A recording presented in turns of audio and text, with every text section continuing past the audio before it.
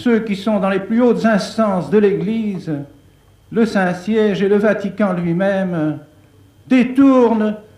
nous détournent de la foi catholique, deviennent les amis de nos ennemis.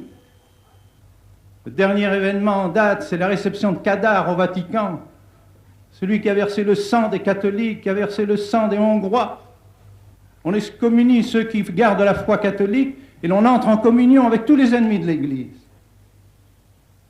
On entre en communion parce qu'on lève l'excommunication.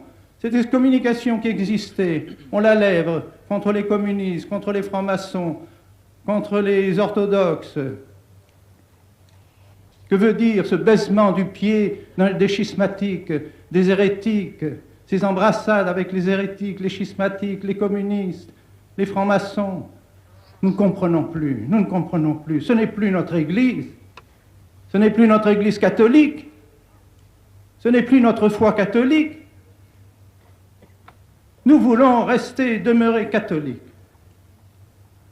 Et c'est pour cela que nous refusons de collaborer à la destruction de l'Église. Nous refusons de collaborer à la perte de la foi, à l'apostasie générale.